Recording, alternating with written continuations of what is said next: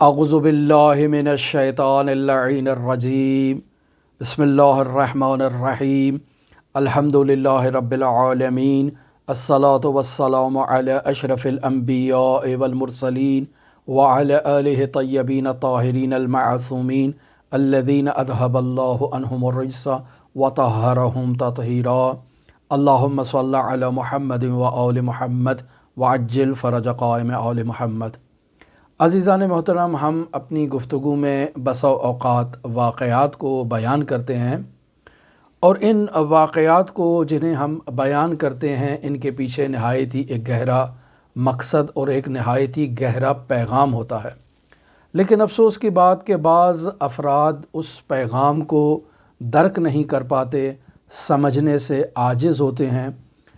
یقیناً کوئی نہ کوئی ان کے ساتھ مشکل ہے، خداوند متعال انہیں شفائے کاملہ عاجلہ کلیہ عطا فرمائے، ان کے لیے دعا گو ہیں، لیکن بسا اوقات بعض افراد کے لیے دعا بھی کی جائے تو بھی شاید ان کے لیے اس کا اثر نہیں ہوتا، چونکہ وہ افراد جہل مرکب کا شکار ہوتے ہیں، وہ خود کو بہت دانشمند سمجھتے ہیں، اور اسی زعم باطل میں وہ بہت سے حقائق سے محروم رہتے ہیں۔ پھر بھی ہماری ذمہ داری ہے ہم ایسے مریض افراد کے لیے دعا کریں۔ آج آپ کی خدمت میں ایک زرگر کا واقعہ بیان کرنا چاہتا ہوں کہ اس واقعے کے بیان کرنے کے پیچھے بھی ایک بہت ہی گہرا مقصد ہے۔ واقعہ ایک صوفی زرگر سے متعلق ہے، اور اس واقعے کو آیت اللہ سید محمد حسین حسینیہ طہرانی نے کتاب روح مجرد میں اپنے اسی 8ویں سفر کے دوران جو واقعات تحریر کر رہے ہیں ان واقعات میں اس واقعے کو بیان کیا ہے۔ آیت اللہ طہرانی کہتے ہیں کہ اس واقعے کو کتاب مشارق الدراری سے آپ کے لیے نقل کر رہا ہوں۔ عزیزان محترم، اس کتاب کے تعارف کے لیے آپ کی خدمت میں یوں بیان کیا جائے کہ ایک نہایت ہی گراں قدر عارف ہیں جن کا نام صدر الدین قونوی ہے۔ یہ عارف بطور معمول جب درس دیا کرتے تھے تو اپنے درس کے اختتام پر یہ ابن فارض کا جو قصیدہ تعیہ ہے اس قصیدے سے کچھ اشعار کی قرأت کیا کرتے تھے، اور پھر ابن عربی کے کلام سے ان اشعار کی تشریح بیان کیا کرتے تھے۔ ان کی کلاس میں موجود ایک شاگرد ہیں جن کا نام سعید الدین فراغانی ہے۔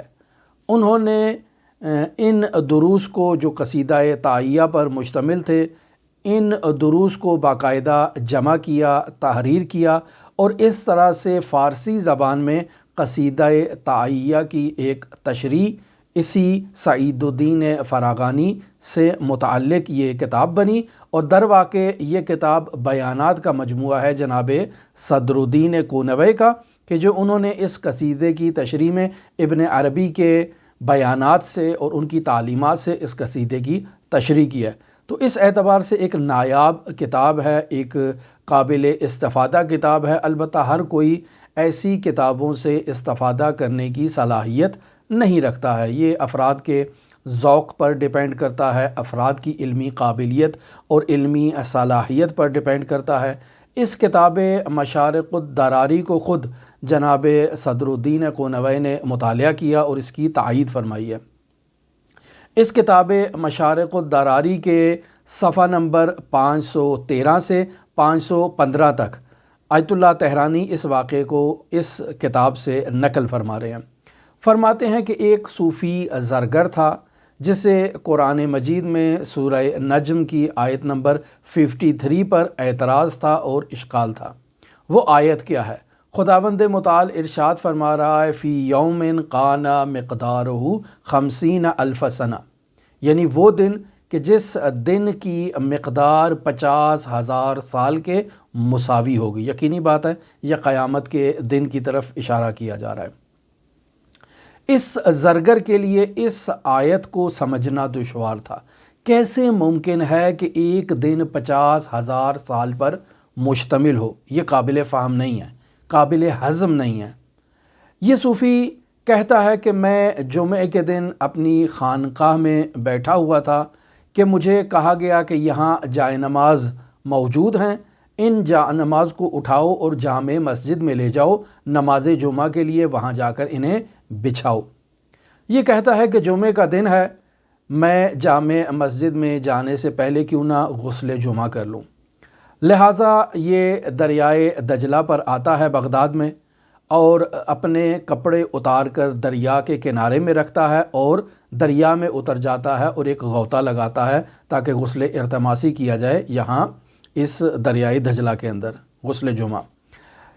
جیسے ہی اپنا سر دریا سے باہر نکالتا ہے تو دیکھتا ہے کہ اب یہ بغداد میں موجود نہیں ہے، بلکہ مصر میں جا کر یہ باہر نکل رہا ہے اس دریائے نیل سے۔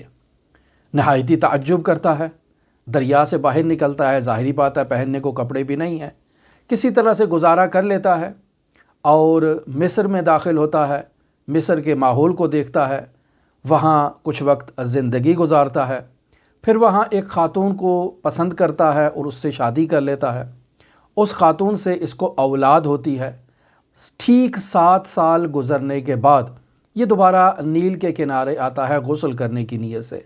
اب جب نیل میں غوطہ لگاتا ہے تو دیکھتا ہے کہ اس دفعہ نیل سے باہر نہیں نکل رہا ہے، بلکہ دریائے دجلہ میں اسی مقام پر باہر نکلتا ہے جہاں اس نے اپنے کپڑے اتارے تھے اور غسل کے لیے غوطہ لگایا تھا۔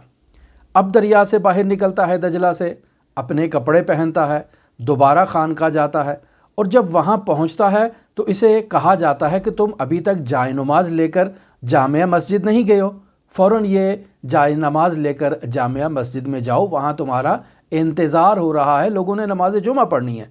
لہٰذا یہ متوجہ ہوتا ہے کہ اس نے 7 سال کا غوطہ لگایا ہے 1 گھنٹے کے اندر، یعنی وہ جو غوطہ لگانے کے لیے دریائے دجلہ پر گیا تھا اور نیل سے جا کر نکلا اور پھر واپس آیا، ابھی وہ وقت وہیں پر کھڑا ہے اور یہ ابھی غسل جمعہ کے بعد فوراً جامع مسجد میں جائے اور وہاں جا کر اپنے جائے نماز بچھائے۔ پھر یہ مصر میں کسی کو بھیجتا ہے، تفحص کرتا ہے، اور وہ 7 سال کے بیوی بچے جو اس کے وہاں موجود ہوتے ہیں یہ انہیں اپنے پاس بغداد میں بلا لیتا ہے، اور اس طرح سے خداوند متعال نے اس صوفی زرگر کی ہدایت کی اور اس کو اس آیت کا مطلب سمجھایا کہ جس آیت میں خداوند متعال فرما رہا ہے فی یوم کان مقدارہ 50,000 سنہ۔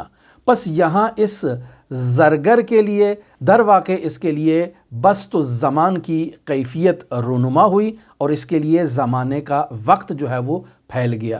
یہ وہ افراد کہ جو تجرد نفس کی مباحث پڑھتے ہیں ان کے لیے نہایت ہی مفید ہے، مثمر ثمر ہے۔